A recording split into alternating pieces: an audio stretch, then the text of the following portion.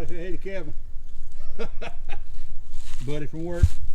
We're here picking up this little homemade tractor deal. I talked about it in a previous episode.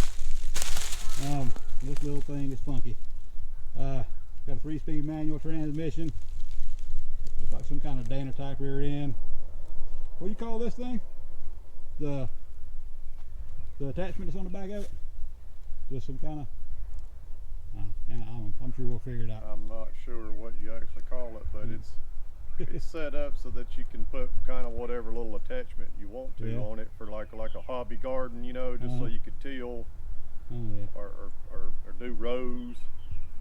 Maybe I'll just park this in the front yard and Wendy will be happy about that, won't she? Yeah, it'd be like a yeah, you ever seen them crazy mailboxes where people mount them?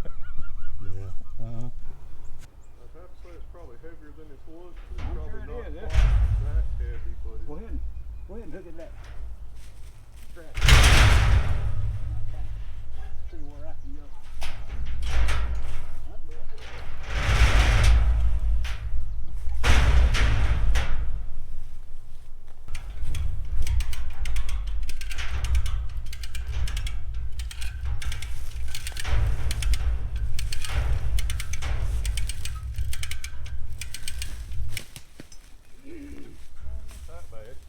One end right there, I bet we could probably bring it around a little bit. Oh, what the hand?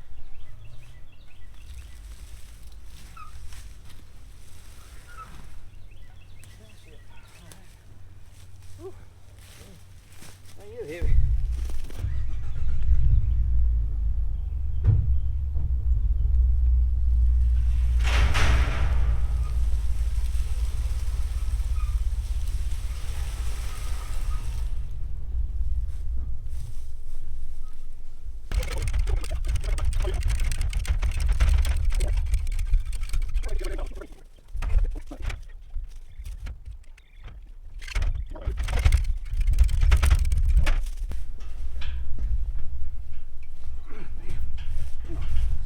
Yeah, it just happened to be right on the... Yeah. It's out. But I don't know if I saw him. That's good. Whew.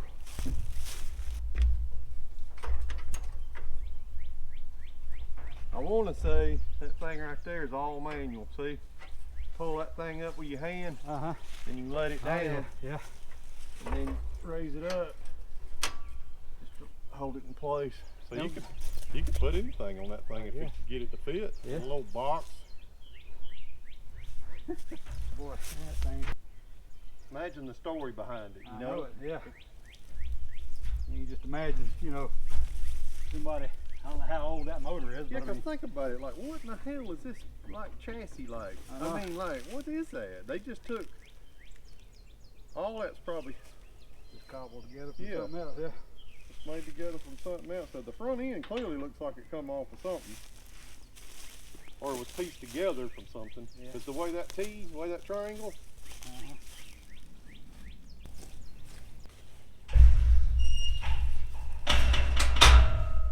Alright. Oh wow. Yeah, it spins too. Yeah. Gonna drop it down in there. Yep, fine. Yes, please. Stick it in there.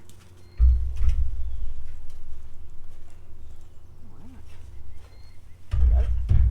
Yeah, I'm just kind of Top heavy set there.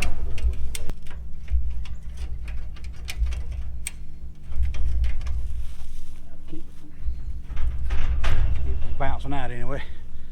Alright. Got her loaded up. Let's go pay the man.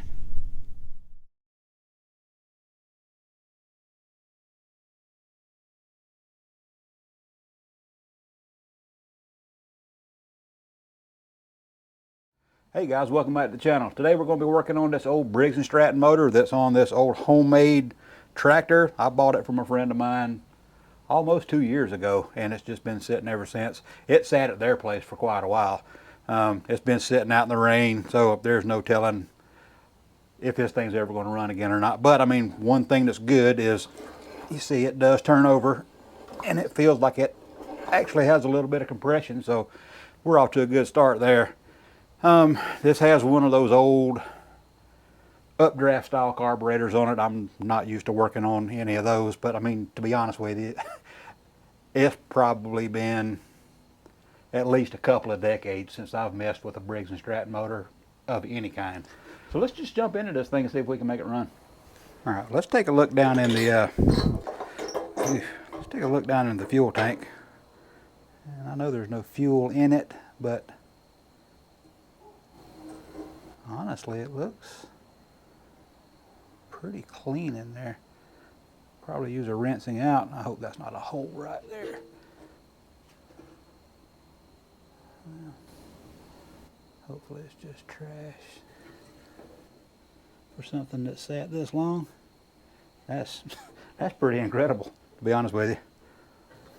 All right, next thing we're going to do, we're going to pull the spark plug out. Put that back on so I don't blow more dirt down in there. Oh, there we go.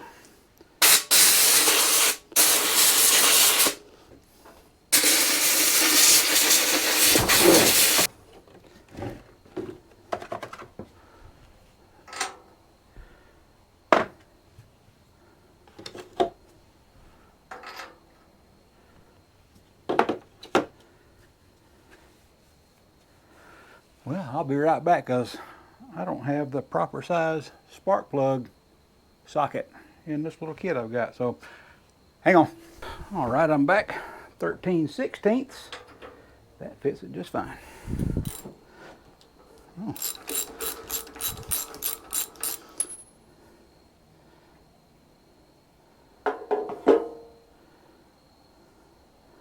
Looks like it's been running a little rich, but I see the piston right there. That's good.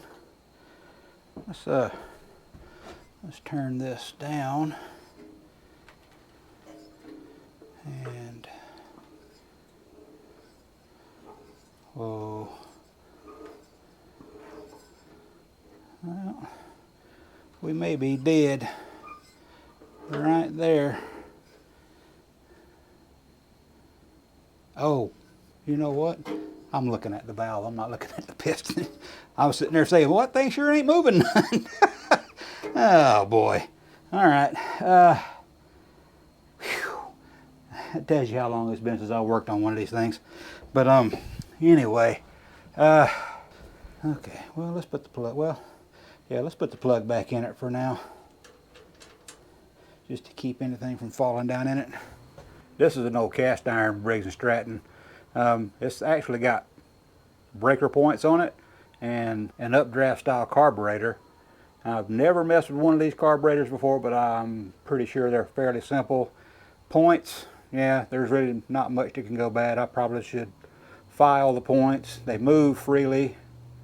The condenser may be bad, but let's turn the crank and see if the points move.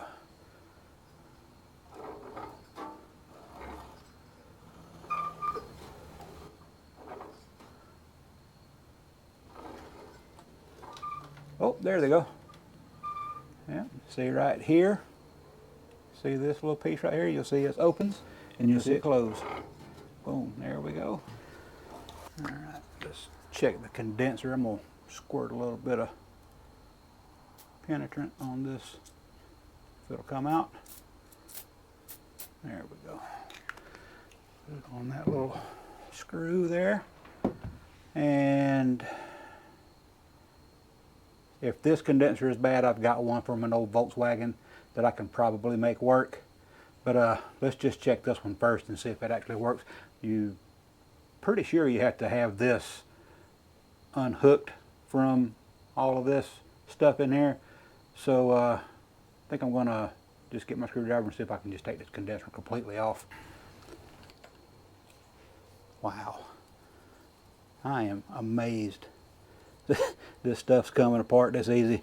Because I mean, I know for a fact it's been sitting outside of this storage building for what, a year and 8 months out in the rain. The only thing I've had is I had a bucket over the muffler to keep water from just going directly down in there.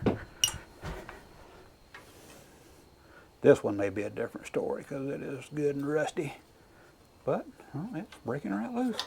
I tell you what. so far, having good luck.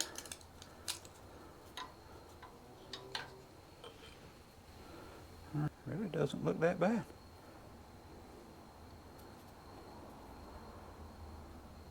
Let's go check it out with the meter. All right, got my voltmeter out. Uh-oh, what am I doing there? Okay.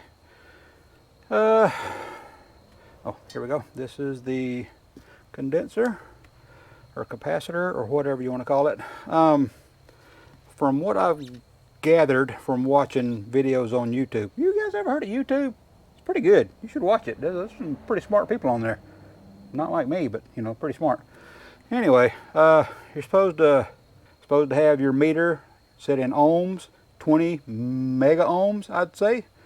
I suppose. Hell, I don't know. Anyway, touch one to the body, touch the other to the conductor here on the wire, and what we should see is the ohms slowly increasing.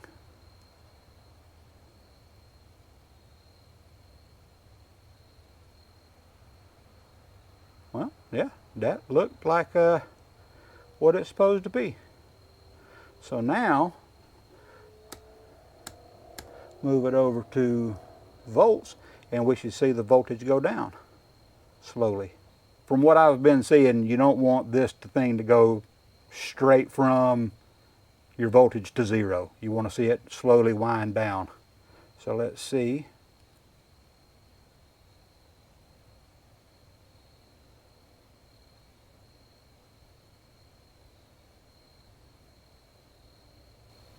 I think I call that good. So let's go reinstall this thing and we can get to filing our points and setting the gap on it and then seeing if we got any fire. All right, I've got the crank turned to where the points are open, and I've got a little file set here. Let's see if I can't file these things here.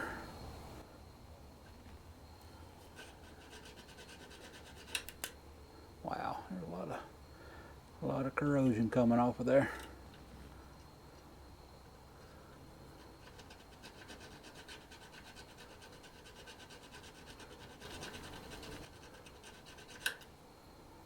All right.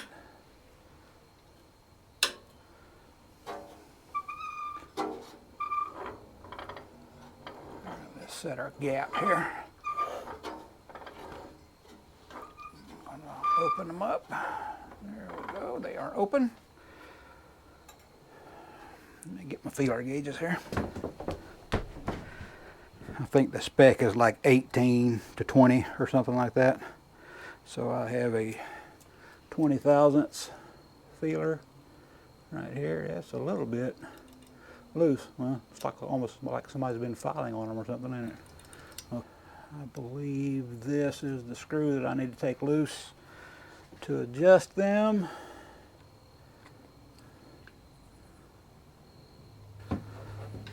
Flying blind here, guys. I haven't messed with nothing like this ever as far as Briggs and Stratton stuff goes. I mean, I've done points on cars when I was young. I think I'm going to call that good and tighten it down. Let's see here. Yeah, it's got just a little bit of drag going through there. I'll call that good. Come on, get started there, little buddy. Come on. There we go. Alrighty. Got that tightened down. So let's put our condenser back in place.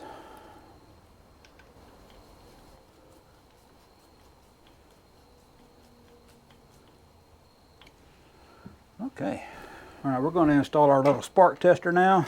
Yeah, the plug's still a little bit loose in there, but that's okay.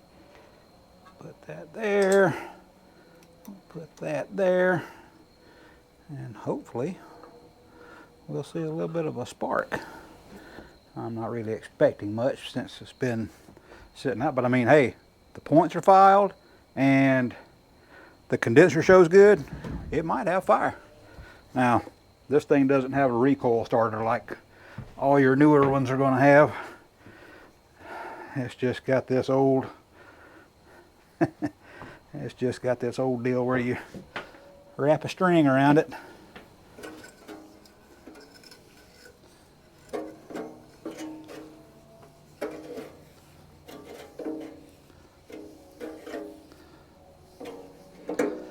Alright.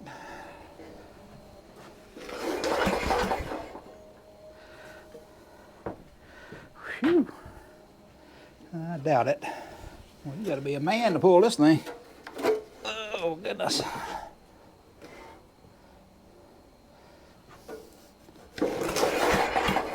I don't think I'm seeing any spark. All right, I've got the bright lights turned off here in the shed, so let's see if we can see a little bit of a spark. Please, come on. Oh.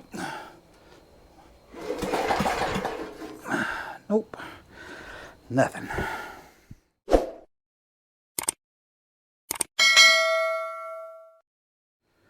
All right, I'm looking at it, and to get to the coil or the magneto or whatever you call it that's inside of this thing, you take off a few bolts, but it's looking like I'm going to have to take off this big nut right here too.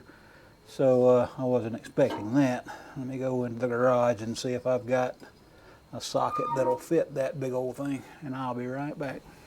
All right, let's see if we can take this thing off. Wow. Well, that thing's beat half to death.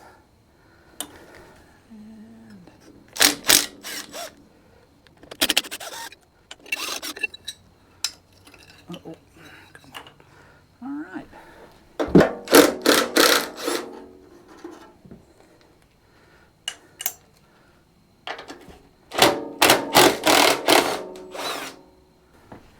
No telling what's all inside this thing.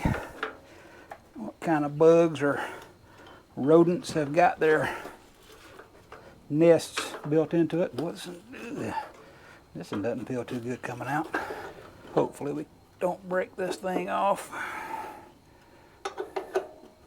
Oh, there we go. It's coming now. Good. Good, good, good, good, good, good, good. Nice. Good. All right. All right. Let's see what's behind door number 1. Oh no. Okay. Whew. I thought there was a bolt behind that gas tank. Oh, brother, that would have sucked. It's just, oh, there's one right there that I'm missing. See, right inside of there. I was missing that one. Got to get it. All right, now I believe I've got all the bolts out, so let's see if it'll come off now. Oh, there we go. Ugh. A lot of acorns and stuff in there. All right, I'm seeing evidence of mice having a house built in here somewhere. I was expecting to see the coil or the magneto on the outside, but I suppose with these older ones, is it on the inside? Means I got to pull the flywheel off? I don't know. Let me go do some research and we'll get back at it. Okay, let's see if we can pull this thing off. I doubt this little 1/4 inch is going to do it, but we're going to try it.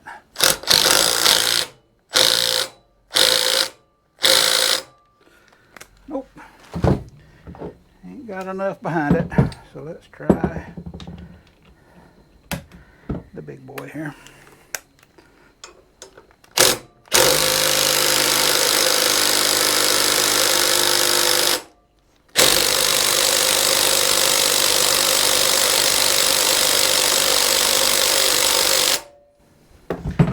I don't want to get too rough with that thing and crack that flywheel.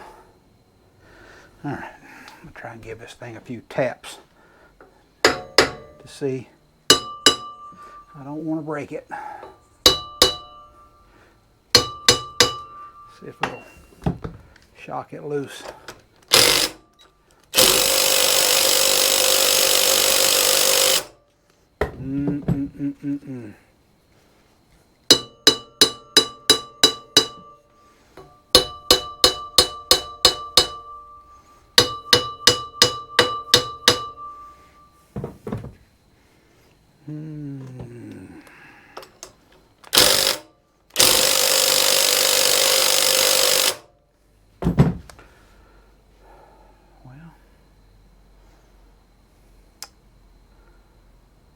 Looking like heat is probably going to be my friend on this one. My map gas torch is over at the shop, so I think I'm going to call this a night tonight, and I'll come back tomorrow and put a little heat on it, and hopefully we can get this thing pulled off of there and find out why we ain't got no fire. So that'll just be the next clip for you guys, but it'll be tomorrow for me.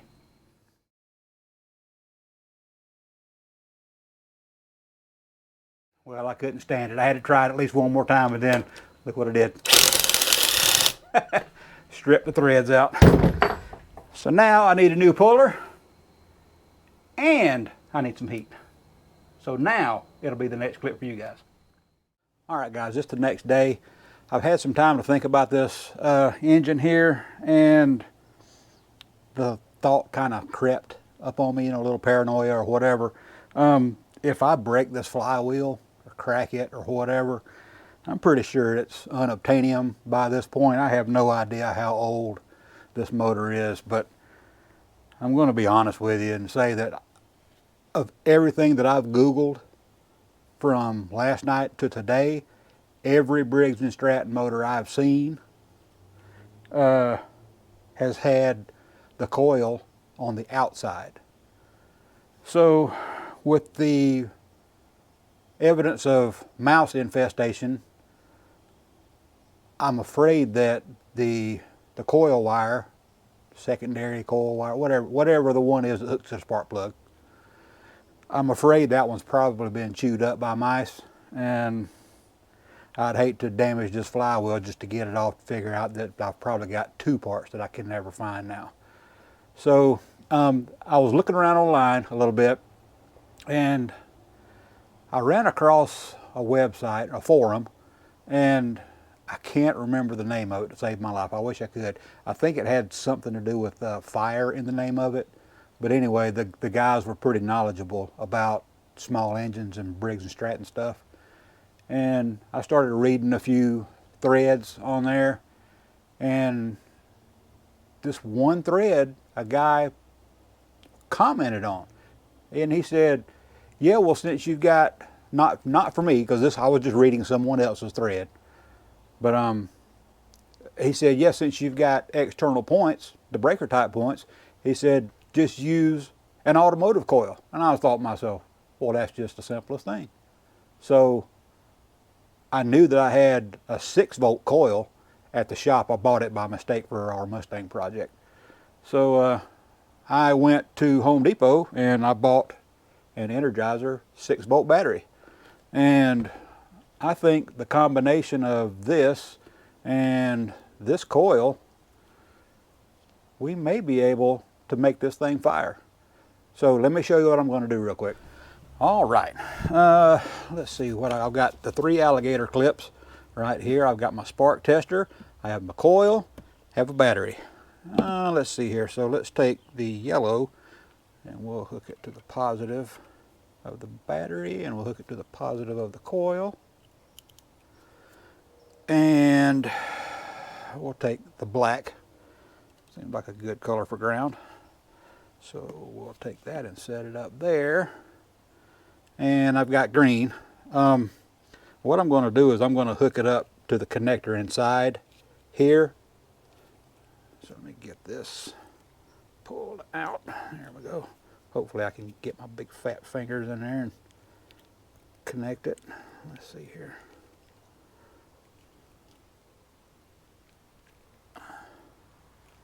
There we go, good. Okay, now we're going to hook this other end of this also up to the ground. And we'll take this and stick it in the coil. Now, if my theory is correct, we should see a nice fat hot spark in this spark tester. So let's check it out. You see that? Let me turn this big light off and see. You might be able to see a little bit better now. Boy, that's a good, fast, strong spark there. I think we can make this work. So let's go hook this mess up to the point system down here and see if we can get it to work. Now, what I also realized is that I never did actually check to see if the points were making contact. So they are opening, but that doesn't mean that they're working. So let's get our meter here, and I set our meter to the beep mode, continuity mode, and it should sound like that. All right, I think this, yeah, I think that.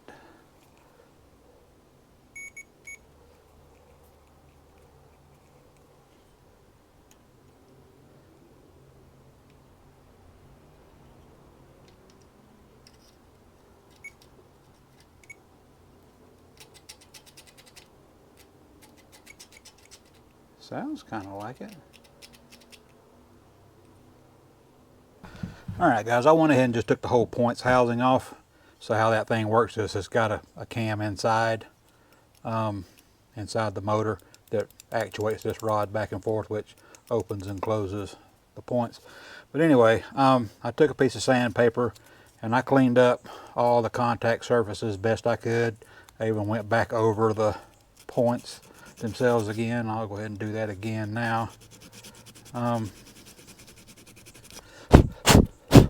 See if we can make this thing work. So let me get this tab back over here. I tried taking this whole piece off right here, but it wouldn't come. It's like seized to this little screw that's inside, so I just had to make do with what I had. So you can see right here when it turns that and opens the points. So the theory is this is going to be grounded, which means this should be grounded. So this arm should be a ground. This is bakelite back here, so it insulates this plate from the actual grounded surface of the block.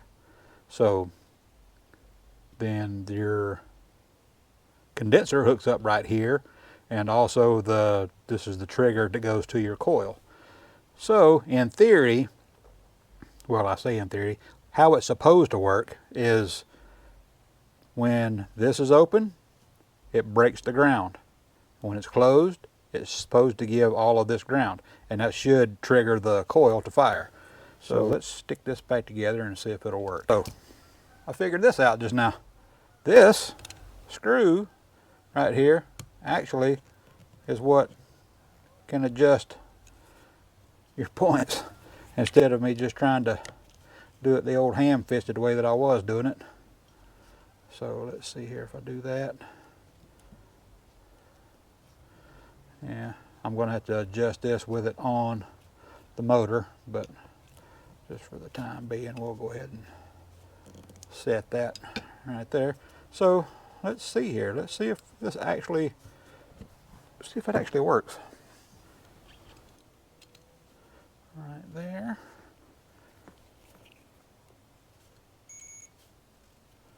Alright.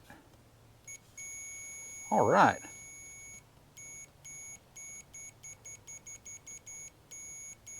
Alright, cool. So now we know the points work. Now see, this is what I was talking about a while ago.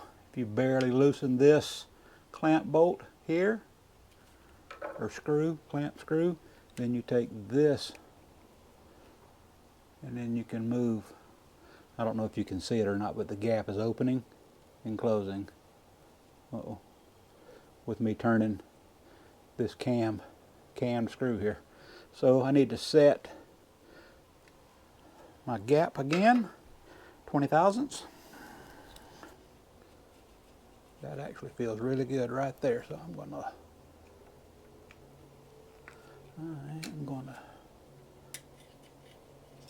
good. Same as on the bench. And if I'm lucky, we'll hear a beep. Yep. There we go. We should have a good ground there. All right, guys, the points are working. Let's hook them up to a coil and see if we can get that spark plug to fire. Man, I'd like to say this is the most ghetto rigged thing I've ever done, but it don't even really come close. So let's check out what I've got. All right, we got the points hooked up. Got the signal, I guess you would call this the signal, the ground that will actually receive the ground whenever the points connect. Let me say that. I've got that run over to the negative post of the coil. And we've got our 6-volt battery. I have the yellow hooked to the positive of the coil. And I've got my spark checker, and it's run also to the ground. And coming back to complete the circuit, the ground wire from the battery is hooked up to the points. So I wish I knew how to explain this better. It's just, I understand how it works, but the nomenclature just escapes me. So let's just see if it works. All right, we're gonna roll this thing around and hopefully we'll see a spark. Oh, you see that? There it goes. All right. Hell yeah. Boom, boom. It fires twice. That's cool. Nice. All right. Now, instead of having the spark tester in the circuit, I've got probably one coil wire that cost more than this whole thing did to build originally. So, oh, you see that? Hey, boy, it's got a nice fat spark, don't it? All right, we've got our ghetto ignition system hooked up. I'm gonna put a little starting fluid down the carburetor. Probably not gonna work because the carburetor, I believe, oh, no, it looks like it's not froze up. Okay, so let's see what she does. Oh boy. Did you hear that? Did you hear it? It fired once. Let's try that again.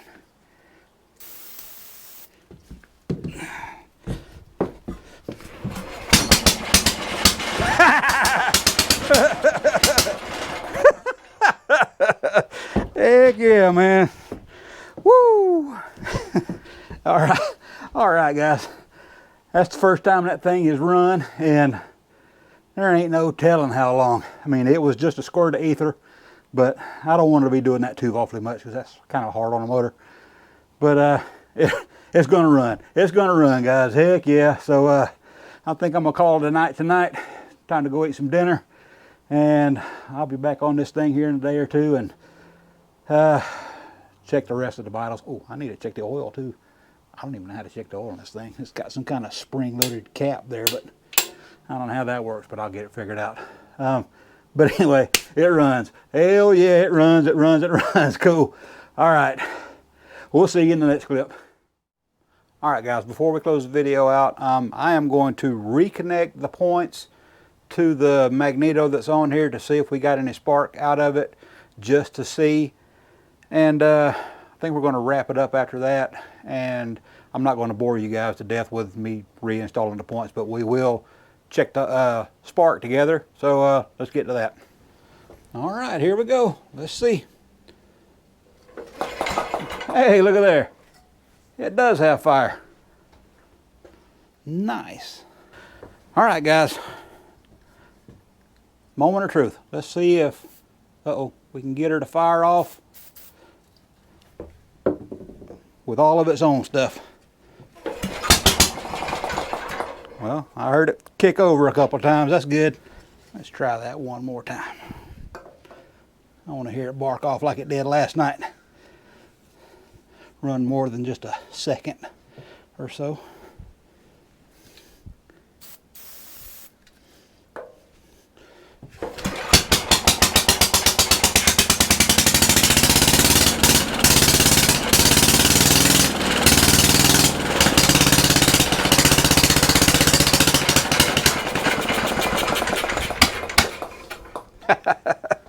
All right. right, boy, I don't need to be doing that without the air filter on it. Woo, that muffler's right above that and coming apart.